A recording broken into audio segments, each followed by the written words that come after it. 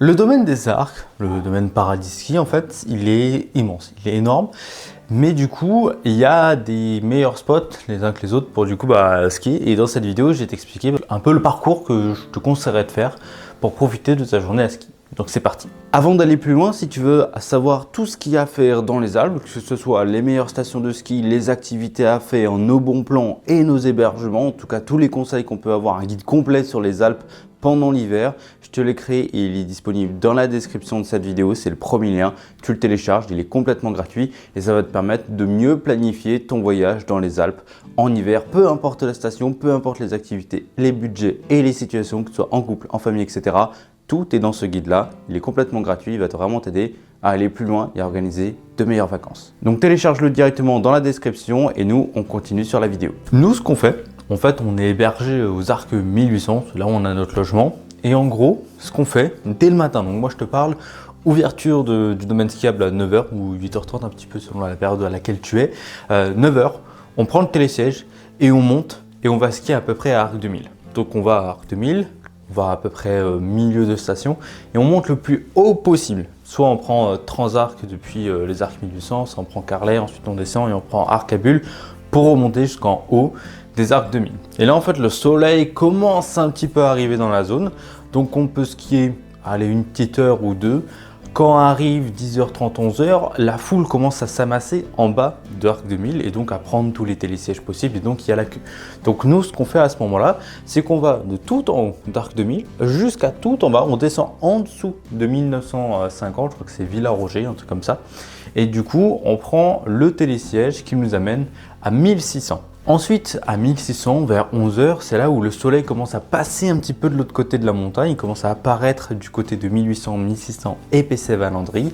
Et là, on skie un petit peu dans ce coin-là. Donc, on fait une première descente vers 1600. Alors, moi, je te conseille la piste qui s'appelle Mont Blanc. Elle est super sympa. Et ensuite, on peut remonter. Et là, ensuite, ce qu'on fait généralement, c'est qu'on fait une traversée complète de 1600 à Pessay-Valandry en passant devant 1800. C'est une piste bleue que tout le monde peut faire, même les débutants. Et comme ça nous amène en bas de Valandry. Et depuis Valandry, en fait, on remonte en haut de Pessay-Valandry. Et là, en fait, on est entre les arbres, entre les sapins. C'est absolument super beau à voir. On a le soleil un petit peu sur nous, donc ça c'est top.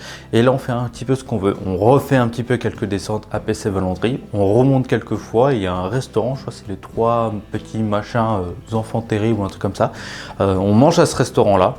Et on peut rester skier un petit peu dans cette zone-là, à Pessay, toute la journée.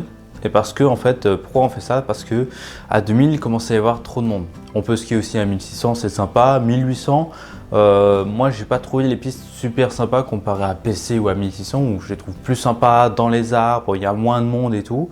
Donc, on fait ça un petit peu. Entre Pessay et 1600, dans l'après-midi.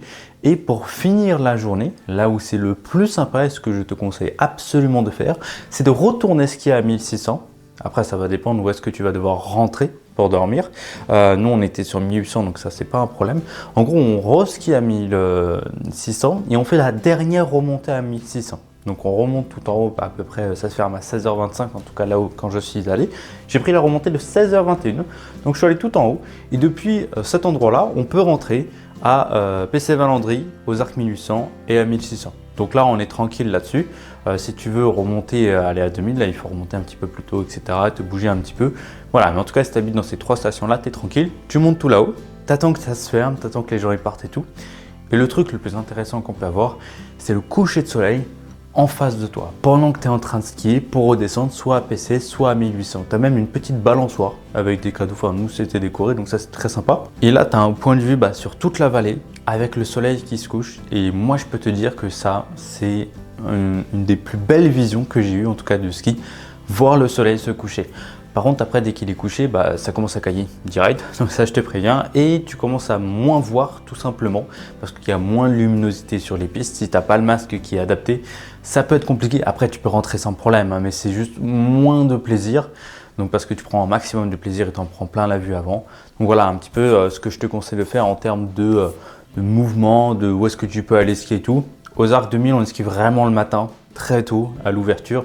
Ensuite, commence à y avoir pas mal de monde, donc on préfère éviter un petit peu cette zone. Si tu veux savoir tout ce qu'il y a à faire dans les Alpes, que ce soit les meilleures stations de ski, les activités à faire, nos bons plans et nos hébergements, en tout cas tous les conseils qu'on peut avoir, un guide complet sur les Alpes pendant l'hiver, je te l'ai créé et il est disponible dans la description de cette vidéo, c'est le premier lien, tu le télécharges, il est complètement gratuit et ça va te permettre de mieux planifier ton voyage dans les Alpes en hiver, peu importe la station, peu importe les activités, les budgets et les situations, que ce soit en couple, en famille, etc. Tout est dans ce guide-là, il est complètement gratuit, il va vraiment t'aider à aller plus loin et à organiser de meilleures vacances.